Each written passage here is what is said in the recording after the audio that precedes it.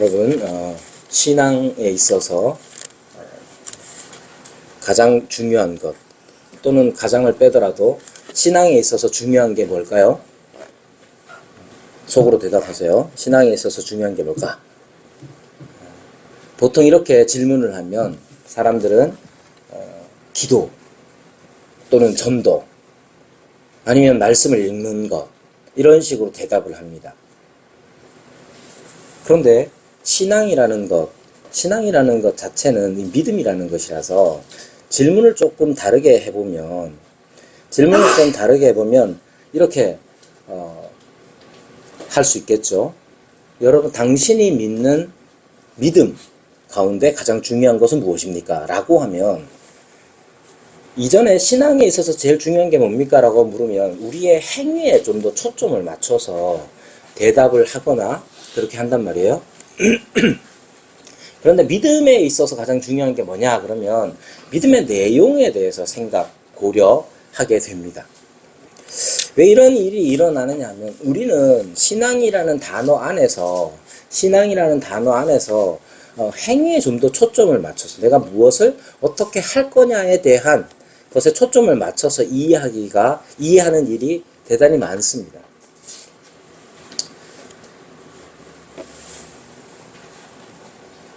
그리고 그렇게 말했을 때, 예를 들면 기도가 중요하다고 생각합니다 라고 하든지, 아니면 찬양이 중요합니다, 아니면 교회 봉사가 중요합니다 라고 이렇게 답한다고 한다면, 그것은 어떤 행위와 그 행위의 정도, 이 행위의 정도를 나타내는 것이죠. 우리는 대부분 그런 식에 익숙해져 있습니다.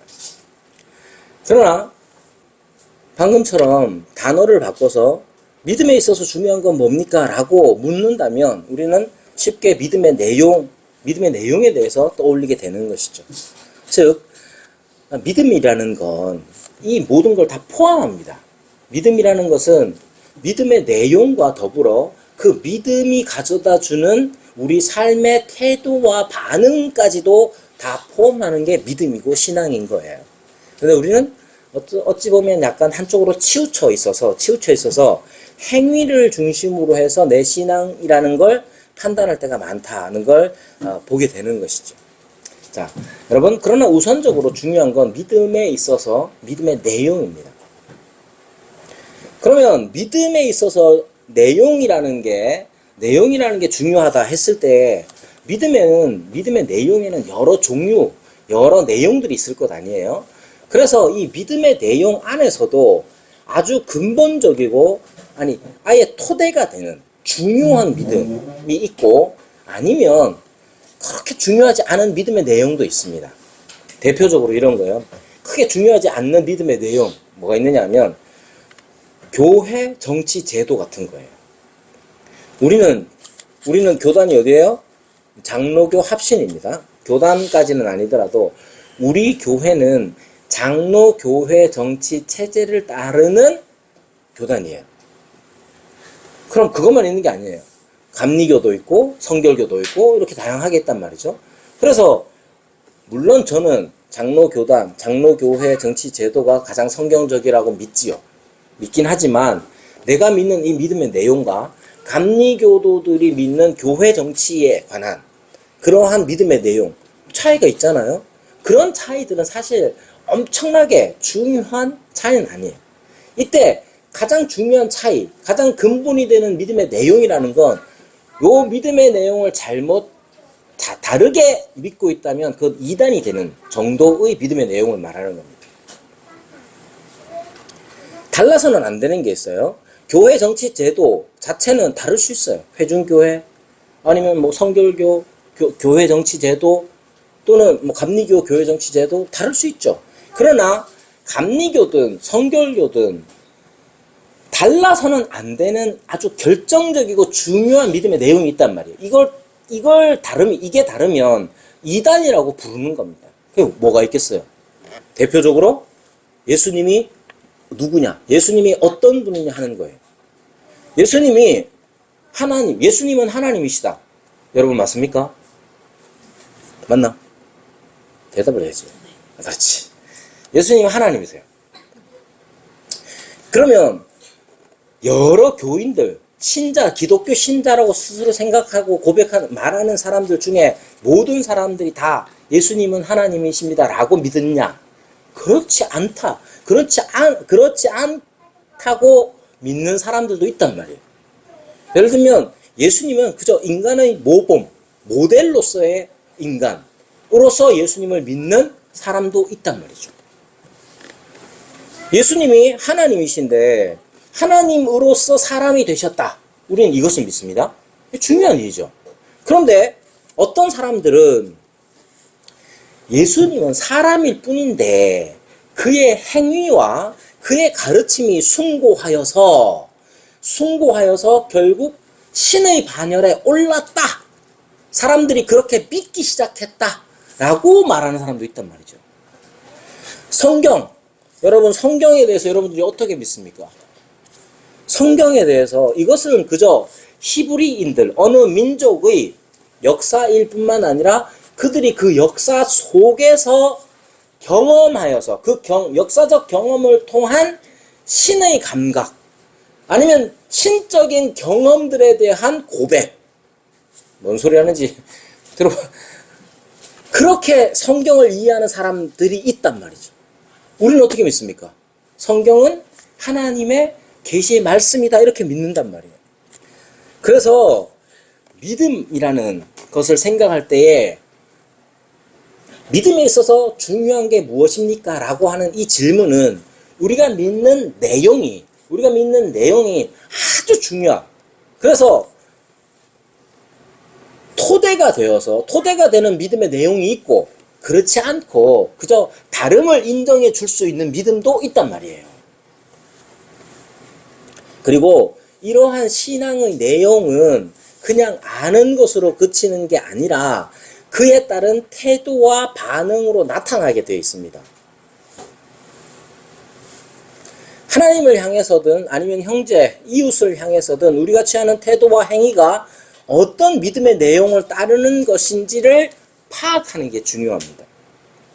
제 경험상 많은 이들이 믿음의 내용과 결부시켜서 자신의 행위를 판단하지 않아요. 그냥 그 행위 자체가 가치 있다고 여겨서 그 행위를 합니다.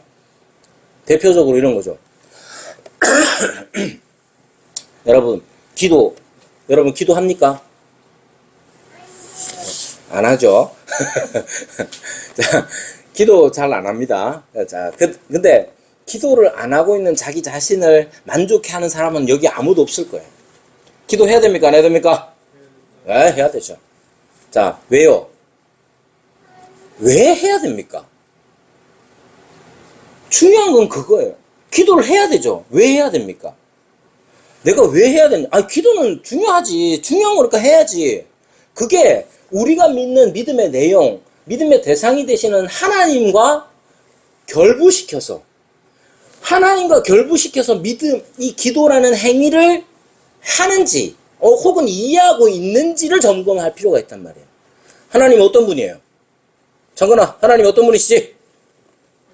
그렇죠. 멋지신 분한테 기도할 필요가 있습니까? 하나님 좋은 분이죠. 왜 좋습니까? 내 부탁 잘 들어주니까 좋은 거죠. 여러분, 하나님이 어떤 분이시냐에 대한 믿음의 내용을 따라서 우리가 행하는 기도, 우리가 기도라는 그 행위도 결정되는 거예요. 전도 중요하죠. 전도주의를 앞두고 있다는 사실을 놓치면 안 됩니다.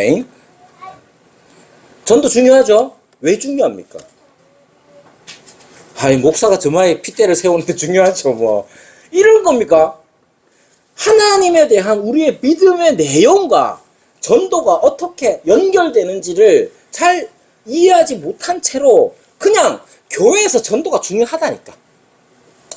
목사님이 참아에 막 목도 안 좋은데 저래 소리를 고래고래 지르고 있는데 전도해줘야지 라는 정도로 생각하면 그것은 사실 신앙의 행위가 아니잖아요.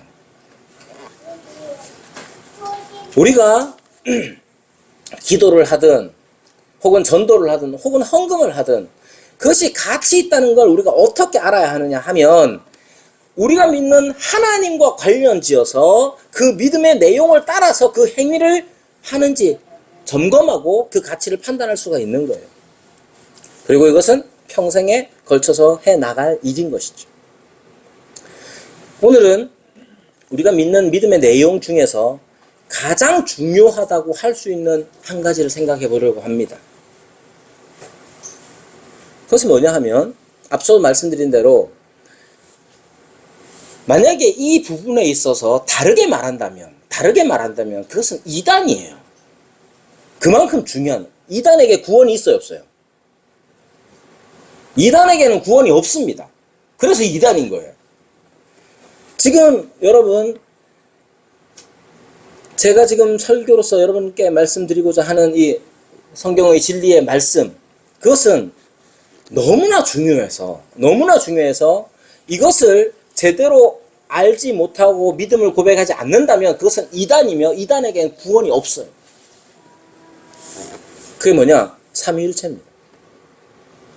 여러분, 삼위일체. 여러분들이 삼위일체에 대하여서 말은 들어봤을 거예요. 말은 들어봤을 거지만 그게 얼마나 중요하냐.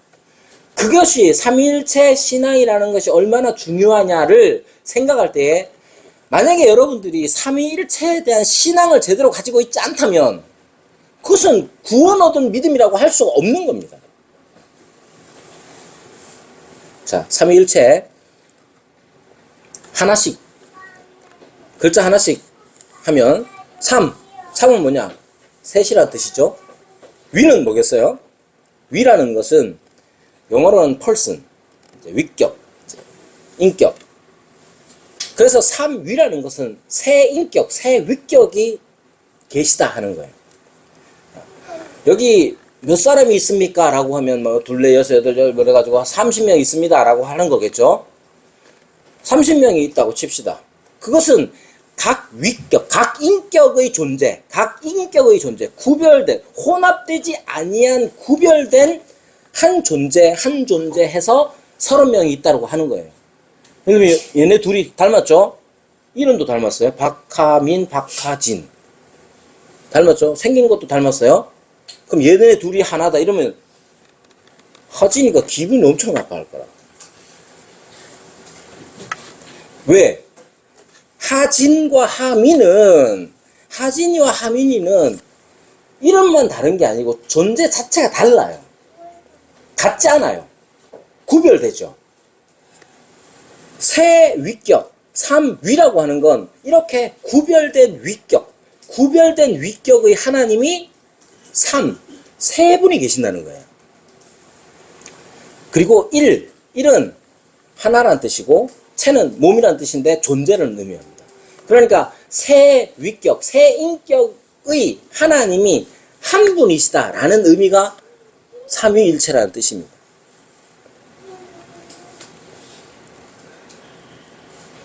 세 하나님, 세 분의 하나님이 계시는데 그분은 한 분이시다 라고 말하는 건 논리적으로 모순이죠. 그래서 이걸 해결하기 위해서 다양한 시도들이 있었습니다. 대표적으로 뭐 양태론이라고 하는데 그건 뭐냐 하면 제가 여기서 저를 부르는 호칭이 뭐예요? 정건아, 나를 불러봐. 예, 목사님 그러는데 제가 어디 자동차를 고치러 딱 갔다. 그럼 뭐라 그러겠어요? 사장님 그런단 말이에요. 저는 목사인데 밖에 나가면 사장님이고 뭐 책방 사장님이고 또 집에 가면 애들이 나를 아빠라고 그래요. 목사님, 사장님, 아빠 셋인데 하나죠. 이게 이단입니다. 이렇게 이해하면 이단이에요. 알겠죠? 자, 또는 세입 클로버가 있죠. 이파리가 몇 개예요? 3개인데 그 클로버는 몇 개예요? 1개. 다 이단입니다. 그러니까 이런 식으로 이해하면 이단이에요. 그래서 굉장히 어렵습니다만은 뭐 이런 이해들은, 이런 양태론적 이해나 이런 것들은 다 성경적 계시, 성경적 지지를 받지 못하기 때문에 다 이단이라고 하는 겁니다. 자, 그래서 삼위일체를 이해하는 가장 단순한 이해, 첫 번째가 뭐냐 하면 성경에 나온 대로 받아들이는 거예요.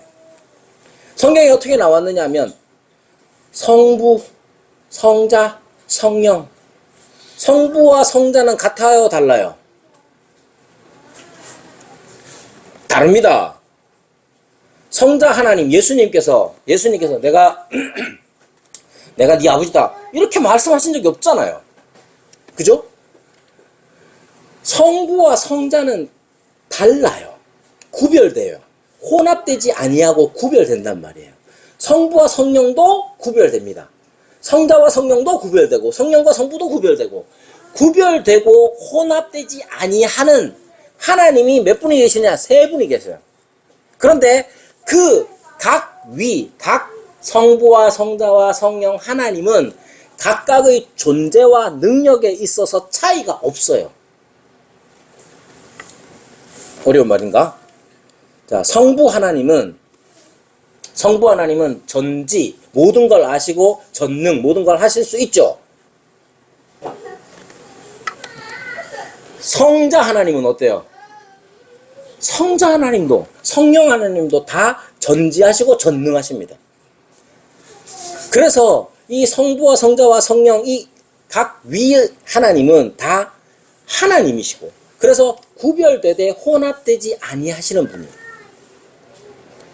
그걸 어떻게 알아요? 성경에 그렇게 나와 있잖아요. 자, 하나님은 생명을 주시는 분이시죠. 성부 하나님, 창조의 하나님, 생명을 주시는 분이죠. 예수님께서는 생명을 주셨어요, 안 주셨어요? 주셨죠. 어떻게? 나인성 과부의 아들도 살려주시고 나사로도 살려주시고 생명을 주시죠. 성령께서도 마찬가지입니다. 성령의 능력으로 바울은 죽은 자도 살리죠. 그렇게 하나님의 능력, 삼위 하나님의 능력과 존재의 차이가 없어요. 그것을 성경이 기록해 놓고 있단 말이에요. 그냥 그래서 이대로 받아들이면 돼요. 아, 성경에는 성자이신 예수님께서 하나님이시라고 분명히 고백하는데, 그 하나님이신 예수님께서 어떤 분을 향하여서 아버지라고 부르셨다. 그러니까 아버지 되시는 성부가 계시고, 그 성부는 성자와 다르신 분이고, 성자께서는 성령께서 너희 오시면 너희에게 지혜를 주실 거다. 내가 가르친 것을 깨닫게 할 것이다. 라고 말씀하십니다. 그래서 성부와 성자와 성령께서 각각 계시되 혼합되지 아니하시고 구별되는 이 세 하나님께서는 한 분이시다 라고 말하는 겁니다. 단순하게 이렇게 받아들이면 돼요. 그런데 사람들은 우리가 이 믿는 이러한 내용 자체에 대단히 우리의 믿음의 내용 자체를 제대로 이해하지 못하고 믿지도 않습니다. 더 나아가서 산수도 못하는 사람들이라고 오해하고 비웃기도 하죠. 그래서 신자들은 다양한 방식으로 삼위일체를 설명하려고 했고, 그 노력의 결과로 삼위일체란 말이 만들어진 거예요. 삼위일체라는 말 자체는 성경에 나오지 않습니다. 그러나 성경 계시를 잘 표현한 말이기 때문에 성경적 진리를 표현하는데 삼위일체를 사용하고 있는 거예요. 왜 이렇게 얘기하느냐 하면, 여러분, 우리가 믿는 하나님은 세상 사람들이 어렴풋이 알고 있고 믿고 있는 하나님과 달라요. 우리가 나가서 복음을 전해야 하는 이유는 바로 거기에 있는 거예요. 여러분, 교회 다니는 사람들이, 전도하기 제일 힘든 사람들이 어떤 부류의 사람들이냐 하면, 다른 종교를 분명히 믿고 있는데 나보다 돈 잘 벌고 나보다 더 똑똑하고 나보다 더 착하게 사는 사람들, 윤리적으로 착하게 사는 사람들에게 말을 못해요. 그리고 그들이 가지고 있는 그들이 어렴풋하게 다른 종교라도 믿고 있다면 우리가 전도하기 대단히 어려워한단 말이에요. 우리가 누굴 대부분 전도의 대상자로 삼느냐 하면, 내 말 잘 들어주는 사람, 착한 사람을 전도 대상자로 삼습니다. 당연히 그래야죠. 뭐 어떻게 하겠어요? 그러나 여기서 놓치고 있는 게 하나, 어떤 게 있냐면, 세상 사람들도 신관, 하나님이 계시다는 사실 자체를 부정하는 사람이 거의 없습니다. 여러분, 세상에 무신론자들이 엄청 많은 것처럼 보이죠? 그러나 진정한 무신론자들은 없습니다. 심지어 무신론자들이라는 사람들도 어떠한 이론이나 가치나 어떤 것들을 신적인 자리에 놓고 생각한단 말이에요.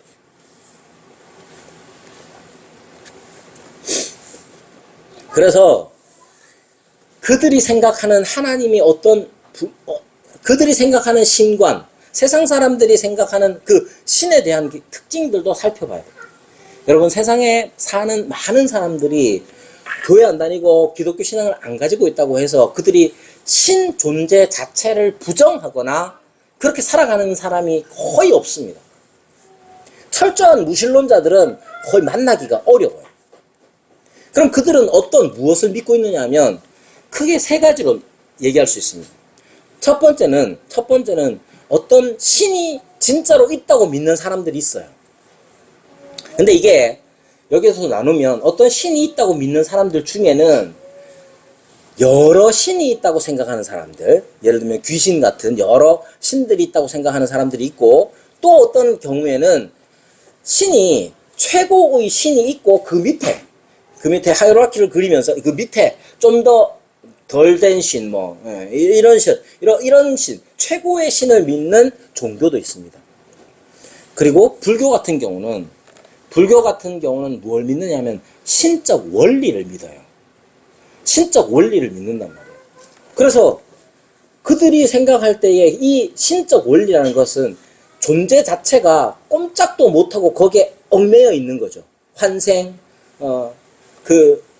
환생을 비롯한 그 모든 이 원리들에 꼼짝없이 인간 존재가 사로잡혀 있어서 그것에 따라서 움직일 수밖에 없다고 생각하는 방식이 있다는 거예요.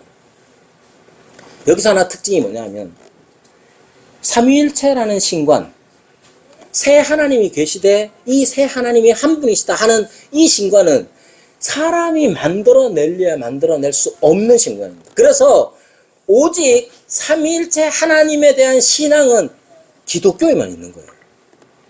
이 비슷한 것들이 없어요.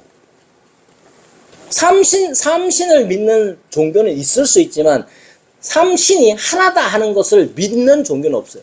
그래서 이 삼위일체는 계시를 따라 정리된 생각, 표현된 단어라고 생각하시면 됩니다. 자, 우리가 복음을 전한다고 했을 때 우리의 대상자가 하나님을 혹은 신을 인정한다고 해서 우리와 같은 믿음일 거라고 생각해서는 안 됩니다. 그들이 하나님이 있고 심지어 유일신 신앙을 가지고 있다 하더라도 우리와 다른 신앙일 때가 많습니다. 예를 들면 유대교, 지금 현대 이스라엘 안에 있는 소수의 그 유대교인들, 그 사람들은 유일신, 하나님은 하나다, 한 분이시다라고 하는 걸 믿어요. 그러나 예수님의 하나님 되심, 성령의 하나님 되심에 관하여 믿지 않는다고요. 그럼 이 유대교인들이, 이 이스라엘 사람들이 기독교인하고 같습니까? 전혀 다릅니다. 지금 유대교는 구원이 없어요. 지금 이스라엘 사람들은 우리가 기독교인이 심적으로 공감하는 어떤 것들은 있겠지. 왜? 이스라엘이라는 이름이 익숙하니까. 그렇지만 여러분, 유대교 유일신 신앙을 가지고 있다, 신관을 가지고 있다 하더라도 우리와 다릅니다. 같지 않습니다. 그들에겐 구원이 없습니다. 왜? 오직 예수님으로 구원받기 때문에 그렇죠. 또 다른 유일신 신관을 가지고 있는 종교가 이슬람이에요. 알라는 하나 했을 때 그들이 우리와 같은 신앙에 그렇지 않죠. 그들에게 구원이 있습니까? 무슬림들에게 구원 없어요. 여러분, 우리가 다른 종교에 구원이 없다는 건 다른 종교를 무시하자는 얘기가 아니고 성경적 진리에 대한 표현입니다. 도리어 이 세상에 그 누구도 삼위일체 하나님을 믿는 신앙을 가지고 있지 않기 때문에 더욱더 안타까운 마음으로 그들에게 가서 우리에게 전해진 계시의 말씀을 따라 복음을 전하는 일을 해야 한다는 것이죠. 그러면 이 삼위일체를 이해하는 중요한 키와 같은 키워드가 뭐냐 하면 사랑이에요. 오늘 우리가 말씀을 읽은 요한일서 4장 16절에 어떻게 말하느냐, 하나님에 대하여 말할 때 하나님은 사랑이시라고 말합니다. 이 사랑이라는 이 단어가 삼위일체를 설명하는 가장 중요한 단어입니다. 우선 사랑이라는 것을 중심에 두고 예수님에 의해서 등장한 단어, 아버지, 성부에 대해서 생각해 보겠습니다. 자, 성경은요, 하나님에 대하여서 하나님이 아버지가 되신다는 사실을 드러냅니다. 출애굽기에도 하나님이 이스라엘을 향해서 뭐라고 말씀하시냐? 내 장자, 첫째 아들이라고 말씀하십니다. 하나님은 하나님의 백성을 사람이 자기의 아들을 낳는 것 같이 인도하셨다라고 표현합니다. 이사야는 주는 우리 아버지시라 이렇게 고백한단 말이에요. 그러니까 하나님께서 아버지가 되신다는 사실은 구약에서부터 계속해서 계시된 말씀이에요. 그런데 구약에서 하나님의 아버지가 되신다 하는 사실이 이렇게 나타났을 뿐만 아니라 신약에 와서 예수님께서는 결정적으로 하나님을 아버지라고 부릅니다. 그러면서 기도를 가르쳐 주시며 어떻게 하십니까? 우리 아버지께 기도하라고 가르쳐 주시죠. 그리고 제자들에게 말씀하실 때 내가 내 아버지 곧 너희 아버지, 내 하나님 곧 너희 하나님께로 올라간다 이렇게 말씀하십니다. 하나님은 그래서 아버지가 되시는 겁니다. 근데 이 말을 싫어하는 사람들이 있죠. 어떤 사람들이냐면 아버지에 대한, 자기 육신의 아버지에 대한 기억이 안 좋은 사람들, 하나님이 아버지가 되신다고 했을 때 엄청 싫어합니다. 트라우마를 일으키는 단어가 아버지일 때가 있죠. 그러나 하나님께서 아버지가 되신다는 사실은 구약에서부터 계속해서 계시된 말씀일 뿐만 아니라 신약에서 예수님께서 분명히 드러내신 말씀입니다. 그래서 하나님이 어떤 분이냐 했을 때 항상 하나님이 어떤 분입니까? 라고 하면 창조주, 주권자, 통치자 이렇게 표현하지만 창조와 통치와 주권을 행하시는 이 모든 일들은 아버지로서 행하시는 겁니다. 그러니까 하나님이 어떤 분이냐 했을 때 계시에 의하면 하나님은 아버지로서 우리를 창조하셨고 하나님은 아버지로서 우리를 통치하시는 분이시다 하는 것을 놓치면 안 됩니다. 처음부터 끝까지 하나님은 아버지가 되시는 분이시죠. 그래서 하나님이 행하시는 모든 일들은 아버지로서 행하시는 일입니다. 그럼 아버지가 어떻게 합니까? 집에서 여러분들이 어떤 경험을 했든지 간에 아버지의 특징은 무엇이냐 하면 첫 번째로 아버지라는 말에서 가장 중요한 것은 여러분의 경험이 무엇이든지 간에, 참고로 저의 육신의 아버지에 대한 경험은 아주 침울합니다. 맨날 두드려 맞은 기억밖에 없고, 두드려 맞는 때도 다양하게 두드려 맞고, 전깃줄로도 두드려 맞고. 그래서 저도 아버지라는 말 자체가 하나님께서 나를 만나주시지 않았다면, 은혜를 베풀어 주시지 않았다면, 저도 힘든 단어였을 텐데, 지금은 그렇지 않습니다. 자, 성경에서 하나님을 아버지라고 계시하시는 까닭이 뭐냐면, 그 의미가 뭐냐면, 아버지는 생명을 주는 존재예요. 자, 제가 어디 가서 다른 데 가가지고 자기를 소개할 때 어떻게 소개하느냐 하면 제가 수아 아빠입니다 이렇게 소개할 수 있죠. 왜? 근데 수아라는 존재가 없어. 제가 수아 아빠입니다 이러면 어떻게 되겠어요? 사기 칠 때는 그렇게 하는 거잖아요. 자, 아버지라는 말은 자녀가 있다는 거예요. 자녀가 있다는 말은 뭐냐 하면 생명을 주는 존재라는 뜻입니다. 그래서 하나님을 아버지라고 부를 때에 그 아버지라는 말의 의미는 여러분들이 경험한 아버지가 어떤 분이든지 상관없이 생명을 주시는 분, 자녀를 낳는 존재라는 것이죠. 이 모든 이 만물이 있기 전에 하나님이 영원 전부터 아버지시라면 이 하나님은 어떤 분이냐 하면 본질적으로 삭임의 하나님이십니다. 생명을 주시는 분이에요. 천지를 창조하기로 마음먹고 처음 생명을 주신 것이 아니라 영원 전부터 생명을 주시는 분으로 계셨다는 말이 되는 것이죠. 요한복음 17장 24절. 창세전에 하나님이 무엇을 하고 계셨느냐? 예수님이 기도하시면서 이렇게 말합니다.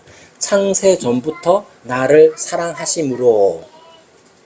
창세전부터 하나님, 아버지 되시는 그분은 창세전부터, 이 세상을 만드시기 전부터, 우리가 존재하기 전부터 어떤 분이냐 하면 사랑하시는 분이에요.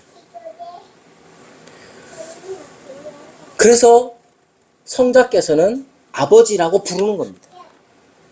그 아버지께서 사랑하심으로써 세상을 만드시고 우리를 만드신 거예요. 그래서 오늘 본문이 있기 전에 4장 7절에서 8절에 이렇게 말합니다. 사랑하는 자들아 우리가 서로 사랑하자. 사랑은 하나님께 속한 것이니 사랑하는 자마다 하나님으로부터 나서 하나님을 알고 사랑하지 아니하는 자는 하나님을 알지 못하나니 이는 하나님은 사랑이심이라. 하나님이 아버지라고 했을 때 그 의미는 바로 이것입니다. 하나님은 우리에게 사랑을 주시는, 생명을 주시는 분. 영원 전에 천지가 창조되기 전에 하나님이 사랑을 주시는 분, 생명을 낳으시는 분이라는 사실을 어떻게 아느냐? 오늘 말씀처럼 그때에 사랑의 대상이 되시는 분이 영원 전부터 계셨기 때문에 그렇습니다. 만약에 사랑할 대상이 없다면 하나님은 사랑이실 수가 없죠. 자, 자녀가 없으면 아버지일 수 없는 것 같죠. 근데 요즘은 이상해져서 자녀가 없는데도 자기를 아빠라고 하더라고요. 개 아빠, 개 두고.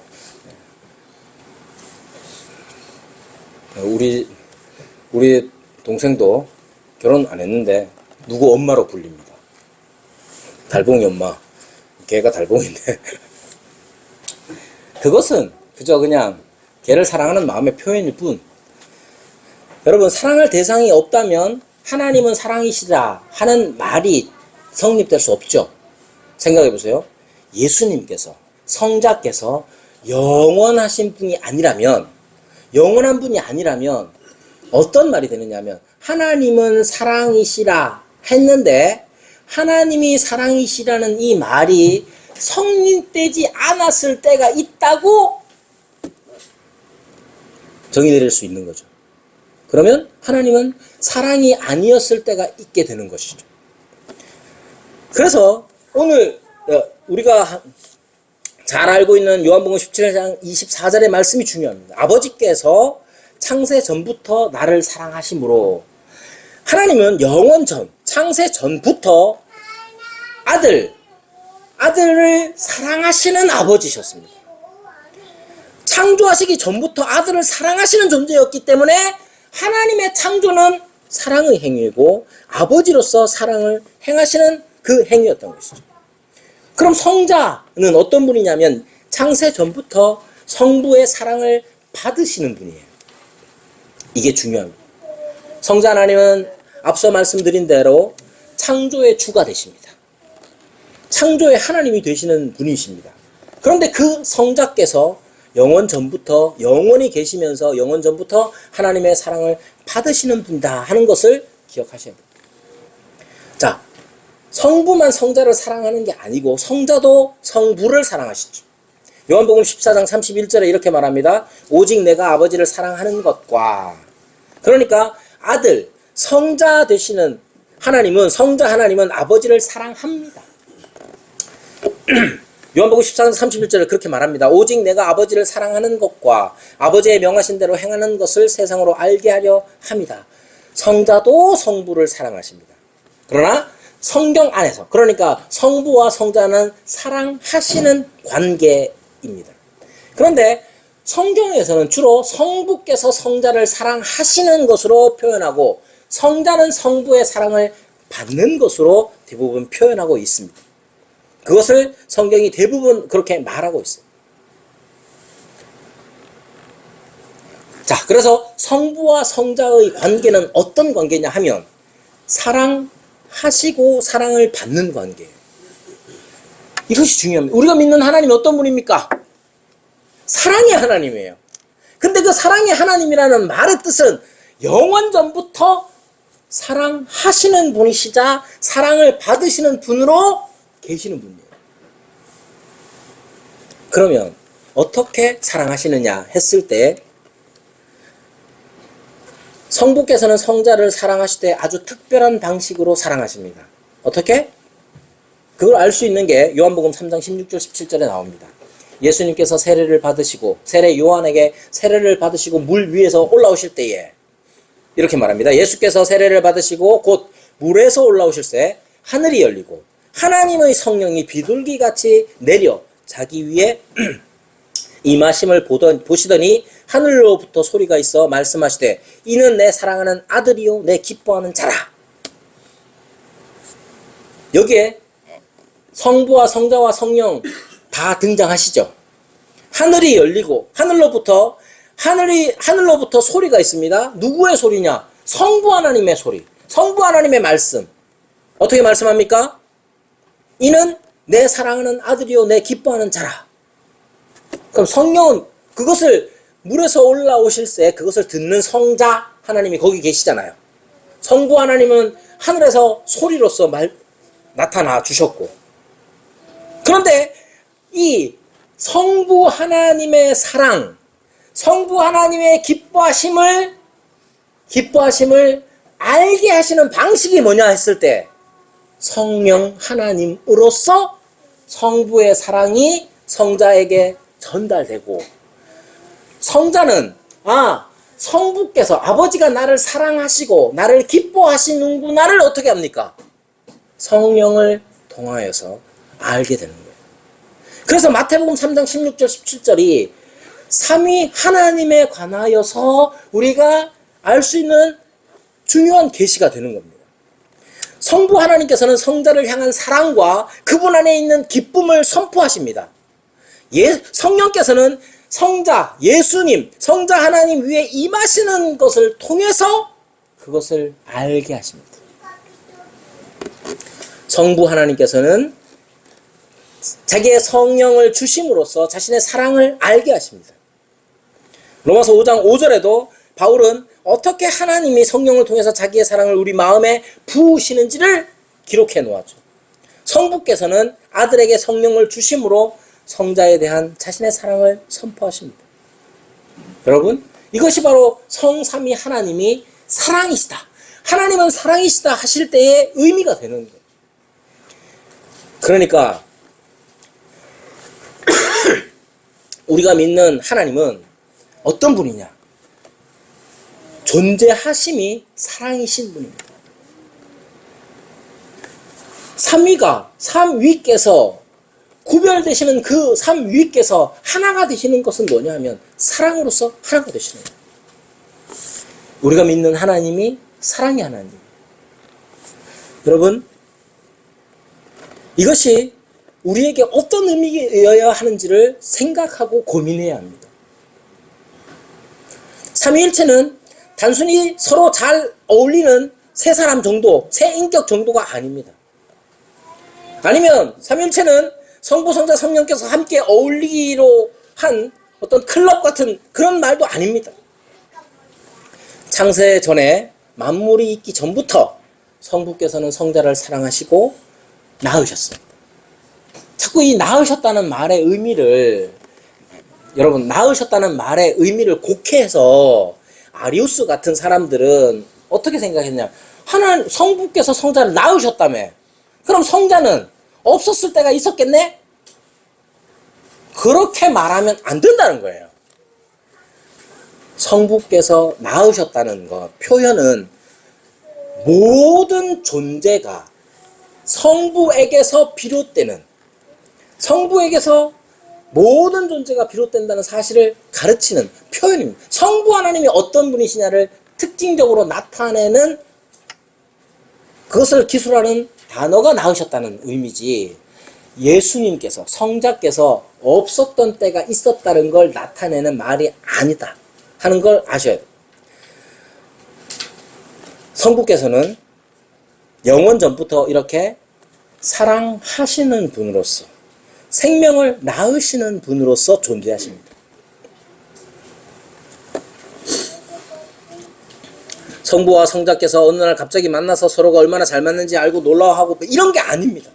성부께서 성부인 것은 성자와의 관계에서 그렇습니다. 성자께서 안 계신다면 성부께서는 성부일 수가 없죠. 자, 성자 또한 성부 없이는 성자가 아닙니다. 성자께서는 성부로부터 자신의 존재를 가지십니다. 여러분, 왜 이렇게 삼위일체, 여러분 1시간 동안 설명해도 부족한 이걸 얘기하느냐면, 우리가 가진 신앙의 독특성, 이것은 세상 어디에도 없는 신앙입니다. 이것이 어떻게 우리에게 왔느냐? 하나님의 계시의 말씀을 통해서 우리에게 왔습니다. 오직 계시로서만이 깨달을 수 있는 내용이 바로 삼위일체 하나님에 대한 신앙이에요. 그리고 이것은 무엇을 낳느냐? 우리의 행위, 우리의 태도, 우리의 반응을 낳습니다. 삼위 하나님이 계시는데 일체시다, 한 분이시다. 삼위 구별되시되 혼합되지 아니하시는 삼위께서 한 분이시다. 어떻게 그렇게 되느냐? 사랑으로서 그렇게 되시는 거예요. 그래서 하나님은 사랑이시라고 성경이 기록하는 겁니다. 그 다음 질문이 뭐여야 됩니까? 우리가 그 사랑이신 삼위일체 하나님을 믿는다면 그 믿음이 우리를 어떻게 이끌어갈 것이냐에 대한 고민이 우리에게 필요한 거예요. 우리는 하나님으로부터 사랑을 받습니다. 왜? 하나님은 사랑을 하시는 분이니까. 하나님은 생명을 주시는 분이니까 우리는 하나님으로부터 생명을 받고 사랑을 받아 살아갑니다. 그것이 우리를 변화시키는, 우리를 움직이게 하는, 우리를 기도하게 하고 우리를 전도하게 하는 근본 동인이 되어야 된단 말이에요. 하나님이 얼마나 사랑이신지를 영원 전부터, 세상이 창조되기 전부터 사랑이시라는 사실을 우리가 깨달아야 돼요. 우리가 하나님께 사랑을 받겠어요, 안 받겠어요? 받겠죠? 그 사랑은 얼마나 오래된 사랑일까요? 우리는 자주 우리가 범죄하거나 우리가 부족할 때에 하나님의 사랑을 의심합니다. 사랑을 받을 자격이 없는 자처럼 생각합니다. 그러나 여러분, 우리를 사랑하시는 그 하나님의 사랑은 영원 전부터 성자를 사랑하시던 사랑입니다. 그 사랑을 우리에게 베풀어 주셨습니다. 어떻게 그렇게 가능하냐? 성령 하나님의 역사를 통해서 그 사랑을 우리가 받도록 하셨어요. 이 사랑이 우리를 움직이게 하는 힘이 되어야 됩니다. 이 삼위일체 하나님에 대한 우리의 신앙이 우리를 움직이게 하고 우리를 기도하게 하고 우리를 전도하게 하고 우리의 모든 삶을 지배해야 합니다. 이러한 하나님을 알아가면 알아갈수록 우리의 삶을 변할 겁니다. 더 중요한 건 우리의 모든 삶의 순간이 하나님께 매료당하는 삶이 될 겁니다. 저와 여러분이 하나님에 대해서 더 깊이 알아가고